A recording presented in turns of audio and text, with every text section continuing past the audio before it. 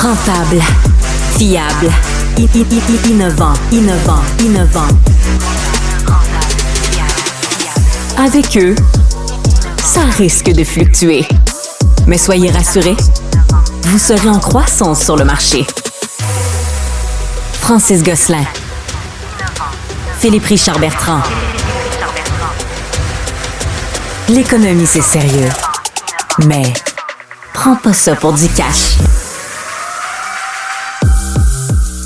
On a tous les deux, Phil et moi, des clients, des amis dans le secteur manufacturier au Québec. Puis c'est sûr que depuis l'après-pandémie, c'est un peu moins facile, on va dire ça, pour plusieurs d'entre eux. L'automatisation, la décarbonation, la fameuse pénurie d'énergie, pénurie de main-d'œuvre.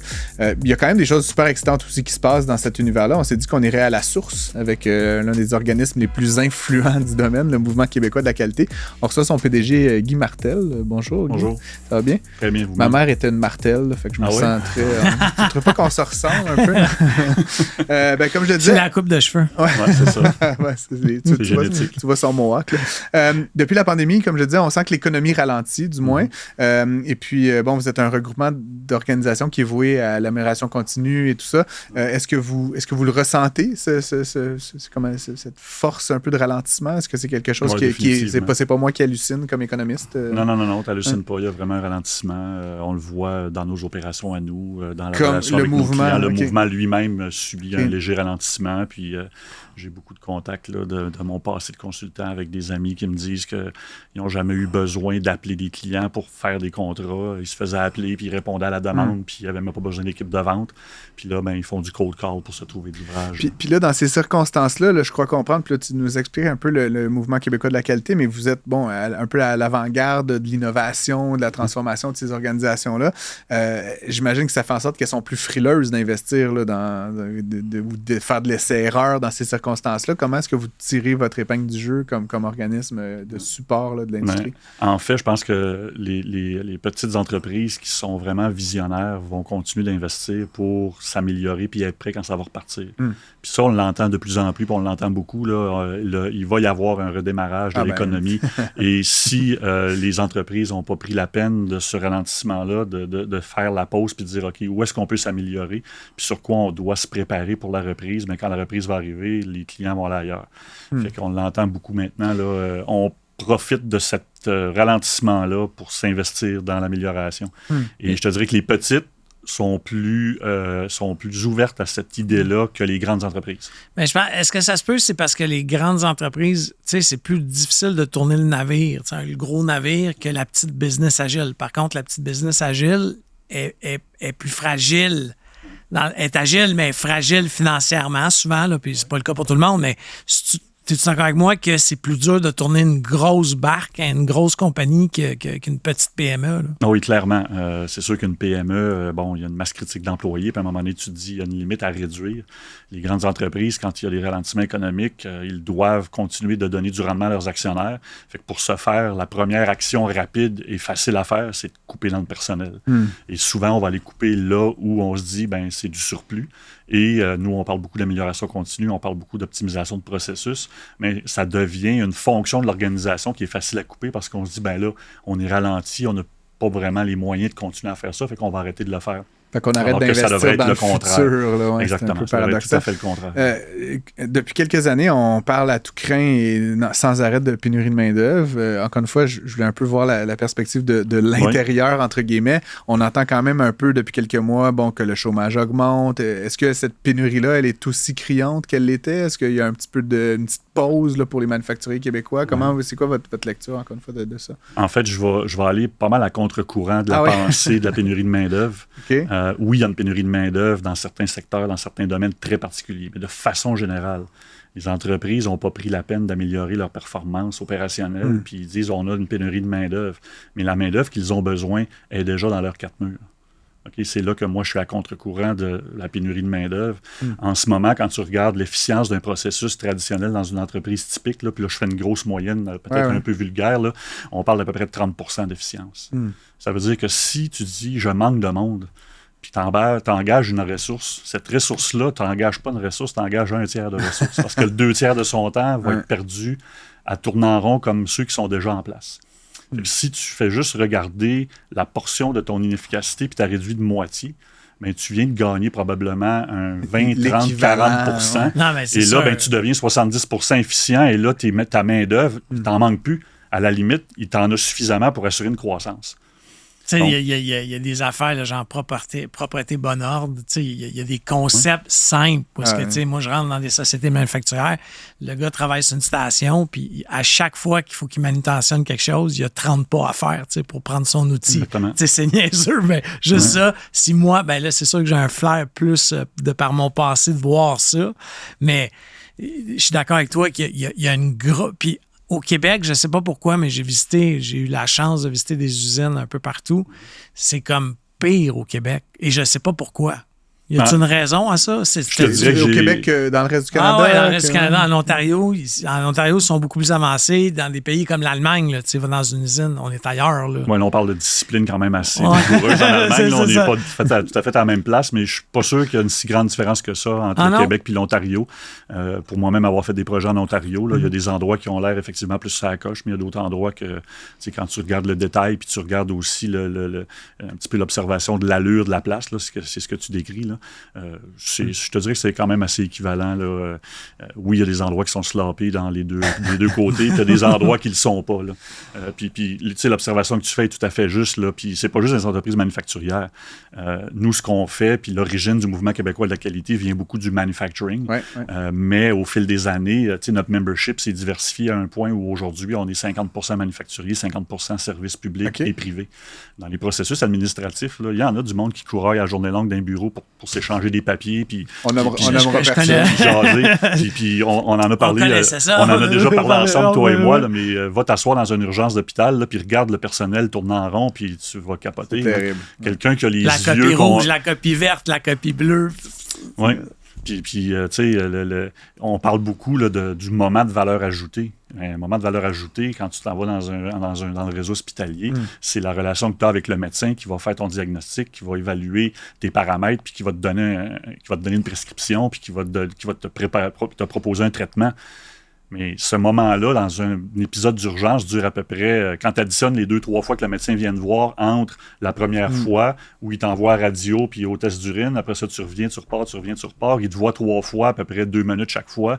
Mettons qu'on est généreux puis qu'on dit 10 minutes. Tu es resté assis sur la chaise pendant 18 heures, 20 heures, pour 10 minutes de valeur ajoutée. Ouais, je rentrerai pas là-dedans. J'ai été opéré pour une appendicite récemment. J'ai pu observer ça plusieurs jours. Puis comme consultant, je t'avouerai que j'arrivais exactement. Il y aurait aussi peut-être une petite intervention à faire sur l'émission des permis de construction à Montréal. Là, je te dis ça comme ça.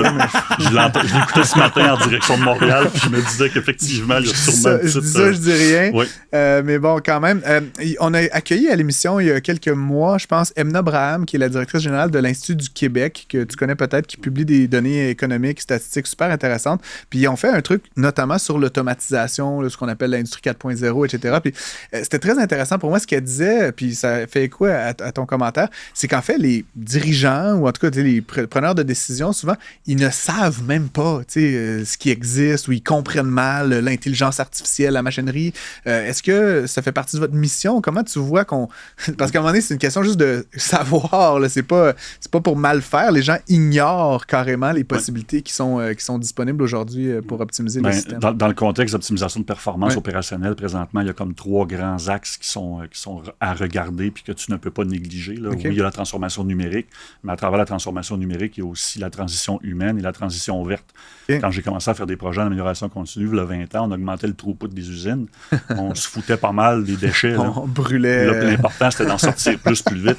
Aujourd'hui, tu ne peux plus faire ça. Tu ne peux plus faire un projet sans te soucier de l'environnement, sans te soucier de l'humain qui va être accompagné d'un assistant numérique, que ce soit virtuel ou un robot qui travaille avec lui. Donc, l'humain et l'environnement font maintenant partie du contexte d'amélioration de performance. Là où ça devient un peu inquiétant, c'est qu'on met beaucoup d'accent sur la transformation numérique. Rentrer de l'intelligence artificielle, rentrer des robots, Il y a des subventions très généreuses pour ça. Très généreuses, des programmes gouvernementaux très généreux, puis on en a fait partie pendant un certain temps. On continue de propulser la bonne parole sur la transformation numérique. Elle est là, elle va arriver, elle se produit présentement, fait qu'on peut pas l'écarter. mais il y a une séquence dans laquelle il faut faire les choses logiques. Puis je reviens au processus, puis tu parlais tantôt, là, tu rentres dans une usine, puis le gars, il fait plein d'affaires pour... il se déplace pendant 12 fois 12 pieds pour arriver à faire son travail. Puis là, on arrive et on dit, ils font un ERP. Oui, mais c'est ça. Mais là, ce qu'on fait, c'est qu'on dit, avant de revoir le processus, puis un peu d'éliminer ce gaspillage de temps-là et de standardiser le processus pour qu'il reproduise coup après coup la même qualité, bien, on arrive avec des solutions technologiques par-dessus un chaos.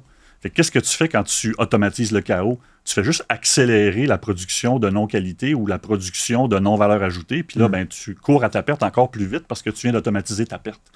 Fait avant de mettre ces outils-là en place, il faut... Il est bon, hein? Avant de mettre ces outils-là en place, il faut stabiliser les processus. Puis malheureusement, tout le monde y va à la mode de la crème glacée du jour. Puis là, la crème glacée du jour, c'est la transformation numérique. Fait que les processus ont comme pris le bord un peu. Fait que nous, on essaie de ramener le discours à la bonne place, puis on essaie de ramener la séquence logique. Le nombre d'entreprises qui ont mis un système ERP, là, ça allait être révolutionnaire. J'ai dit ça, Enterprise Resource Planning, un système de gestion des ressources. Des ressources d'inventaire. C'est ça, mais ils mettent ça coûte des millions de dollars, puis à la fin, ils disent, bon, là, je sais juste... Souvent, des dépassements de coûts, souvent ça... Mais ils n'ont pas produit une unité additionnelle ou de meilleure façon plus vite. Exact. Ils savent juste...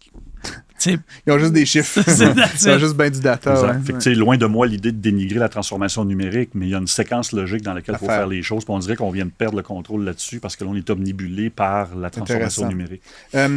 J'entends beaucoup parler, moi, dans cet univers-là, un peu, manufacturier, processus, transformation, de maillage. Là, puisqu'on est une économie au Québec de PME, beaucoup de TPE, de petites entreprises, quelques moyennes aussi, quelques grandes.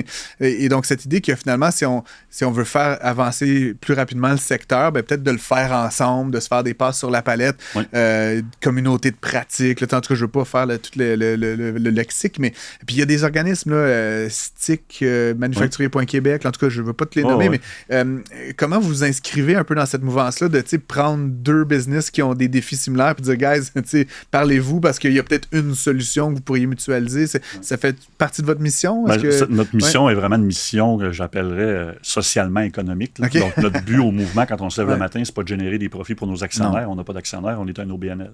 Donc, on veut livrer une mission sociale. Puis pour livrer cette mission sociale-là, on parle beaucoup de collaboration. Okay. Donc, collaboration entre les organismes de même nature. Tu mentionnais le STIC, mais on collabore avec le STIC. Okay. Le STIC collabore avec nous.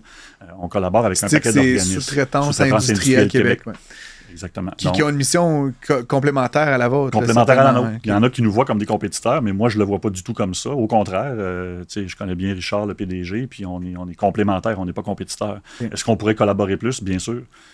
Puis c'est des choses qu'on discute. Je l'ai encore rencontré la semaine dernière quand tu as présenté le baromètre industriel du Québec. Puis on doit continuer de se parler puis de collaborer. Puis c'est pas juste nous, les organismes qui promouvoient ces choses-là, qui doivent collaborer. Tu amènes un point important. Puis dans notre salon des meilleures pratiques d'affaires qu'on a fait l'année dernière, au mois de novembre, on avait un conférencier de l'équipe de Simon Sinek qui est venu nous parler du Infinite Game. Ouais. C'est quoi le Infinite Game?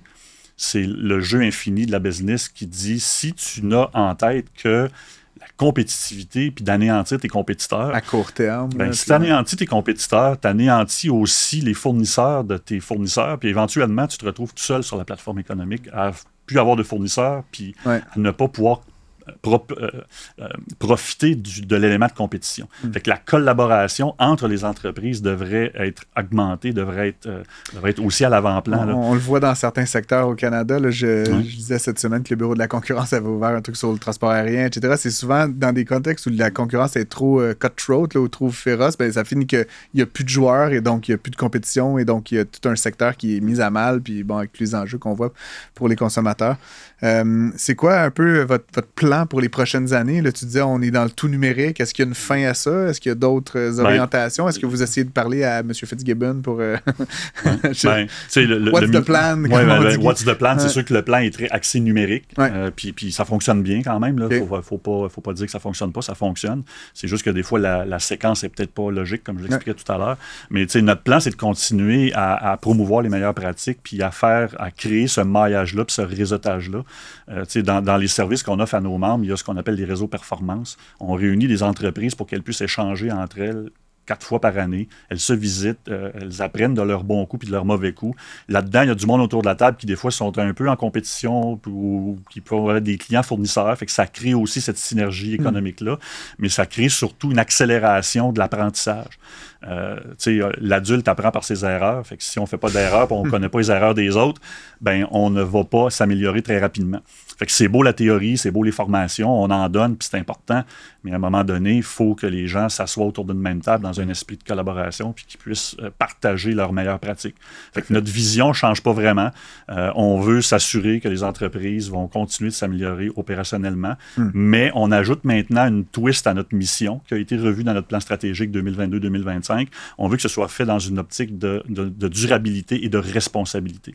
Donc, durabilité de l'emploi pour l'employé, durabilité aussi au niveau des ressources et le respect de l'environnement, donc la durabilité et la responsabilité.